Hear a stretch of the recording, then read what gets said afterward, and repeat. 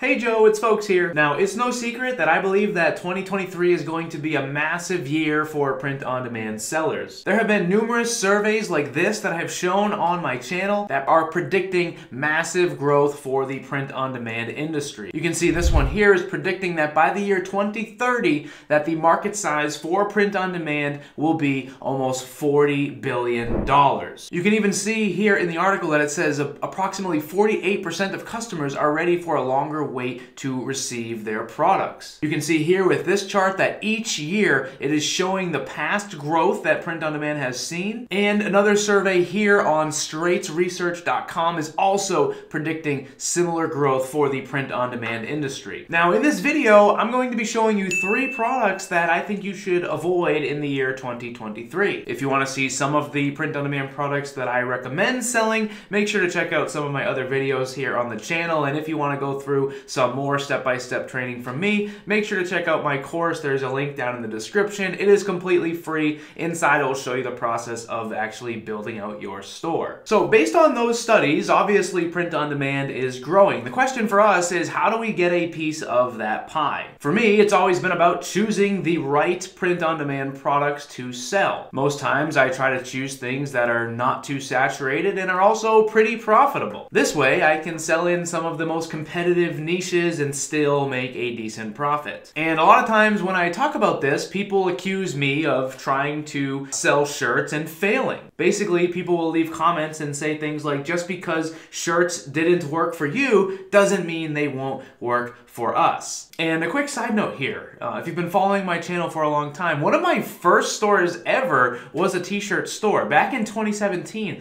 I had a t-shirt store that was making me about $5,000 a month, and it is a store that I actually ended up selling. There was something called the Shopify Store Exchange where you could list stores for sale. I eventually parted ways with my shirt store and moved on, and then after that, I was finally able to scale to 10 or 15 or even 20 and $30,000 a month from a print-on-demand store by choosing better products. And like I said, today I want to show you 3 products that you should avoid in 2023. Our first product to avoid is, you guessed it, a t-shirt. Our second product is a regular coffee mug. And our first reason to avoid a t-shirt is saturation. You can see here on Etsy, if I type in camping t-shirt, let's say that your niche was camping, you're gonna be competing with 84,000 other people. If you wanted to sell mugs and you type in camping coffee mug, you're gonna be competing with over 40,000 people. And phone cases has a lot less here with just 2,000. But my point is that these products are quite saturated, meaning whatever niche you want to sell in, there's a good chance there are going to be tens of thousands of other people also trying to do the same thing, which is going to be tough for you to break through and ultimately get people excited about what you have to offer. Essentially what I'm saying is, if everybody else is selling those products, you just kind of become just another person online selling that product, which really lowers the perceived value of it in the eyes of the customer. In the past on my channel, I have shown this book here. It is called Magnetic Marketing, and inside of it,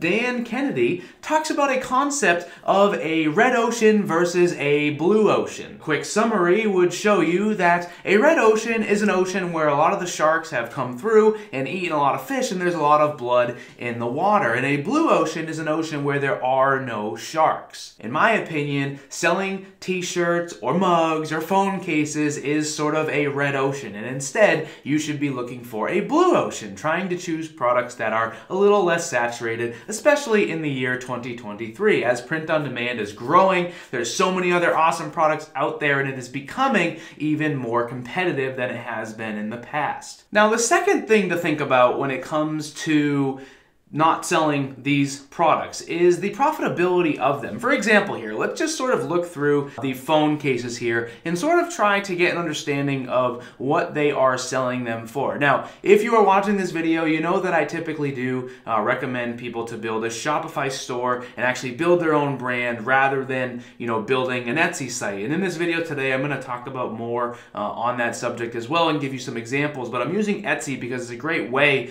to get a lot of data really quickly to be able to make a video for you. And essentially, as we're going through, we're seeing a lot of phone cases, and for the most part, they are under $20 for a selling price. And this is, in my opinion, pretty typical. When we're selling these types of phone cases, we're not selling, really high quality phone cases that are going to really protect your phone very, very well. And you can see here on Printify that the majority of their phone cases are just under $10. There's a few of them as well that do cost a little bit more than $10. My point here, though, is if you're selling phone cases and you're paying about $10 for them and you're selling them for less than $20, then there's really not much profit there for you. I don't have to take you through the math for t-shirts and mugs, but the same is true there. You're only profiting a couple of dollars per sale. If you wanted to create a print-on-demand business that was generating you $1,000 a month in profit, and you were only making $5 in profit per sale, that means you're gonna have to make 200 sales a month in order to achieve that $1,000 profit goal. Now, to some people, that doesn't sound that difficult, and honestly, sometimes it's not. But my point is, if you wanted to make $1,000 in profit, you're gonna need to have 200 customers, which means you might have to provide customer service to 200 people, and all you made was $1,000 in profit. If you sell some of the products that I recommend, some that make you $20 or $30 or even $50 or even $100 in profit, you're going to need much less customers to even make more profit than if you were selling shirts and making 200 sales. Take this example here. Inside of the camping niche, they are selling a print-on-demand metal sign. In a few seconds, I'll show you the supplier for this in case you haven't seen it. But they are profiting a ton on this product. You can see if we go to the 36-inch version, they're selling it for $199. Now, even if they don't sell that really big one, the 36-inch one, they're still making a decent profit on these. You can get these metal signs from a print-on-demand company called T-Launch, and they start at just $16 for the smallest size, which means once you start to make some sales, you're making like triple or even 5 times the amount of profit that you're making on a sign than you are with a mug or a phone case or even a t-shirt. And like I said, a lot of times people don't think about the fact that they're going to be dealing with a lot more customers to make the same amount of profit if they're choosing a low profit product. Now, earlier I talked about how when you are creating your print-on-demand store, in my opinion, it would be better for you to pursue Shopify over Etsy, and that is because ultimately, I think you can create much cooler brands on a Shopify site than you can on Etsy. And ultimately, in the year 2023, I think really what it comes down to is how good of a brand are you building, because ultimately that is what I think customers are wanting more of. They want to buy from an actual brand that they can really enjoy, and they can feel like they are a part of that brand's story rather than just some random Etsy shop. Here's an example. Let's say that you were in the running niche and you wanted to sell t-shirts here on Etsy. You're going to see that there's about 23,000 others doing the same thing, and as we scroll through, they basically all look the same. They're basically just these tacky designs that relate to the running niche, and people are basically going to scroll through and pick one in order from the first page, and there's likely going to be dozens of different pages with results here. The same thing is true for running themed coffee mugs. There are lots of different mugs here, and it's very difficult for people to actually create a really cool brand that is standing out. The same thing is true here with running phone cases as well. What I want to show you is this store here. It's called trailrunningaddicts.com. This is a print-on-demand Shopify store inside of the running niche, which is exactly what we just looked like on Etsy. If we scroll through here, you'll see that this store has done a tremendous job at building themselves a really cool little brand. They're selling some really amazing products. These are called hooded blankets. These are very high profit.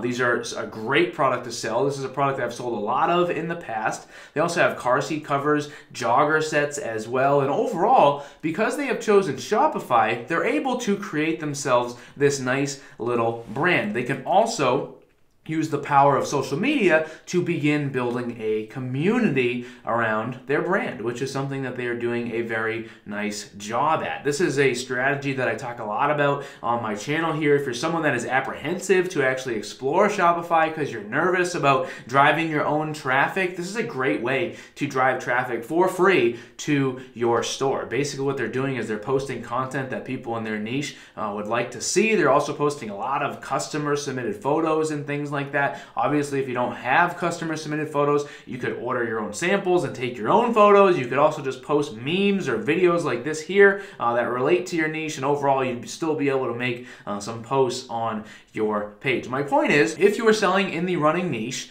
and you wanted to start an Etsy shop, you're never going to be able to create what this store has here. And what they have is exclusivity. They have created a really nice space for their customers to buy products and feel like they are buying something that is exclusive, rather than just something that is all over Etsy with dozens of different pages of merchandise. And ultimately, that's what I believe is the key to print on demand. At the beginning of this video, I showed you some studies that predicted the growth trends of the print on demand business over the next 10 or so years. And obviously, it is clear that print on demand is going to continue to grow. And ultimately, I believe if you are someone that wants to get a piece of that pie, it's going to come down to what type of brand are you building, and ultimately what types of products are you choosing to build your brand with. And ultimately, the 3 products that I showed you today would be ones that I would tell you to avoid at all costs for the reasons that I talked about. So let me know what you guys think down in the comments below. I am curious to hear a lot of you that seem to get triggered when I talk about not selling shirts or mugs or even phone cases. So hopefully you did watch the video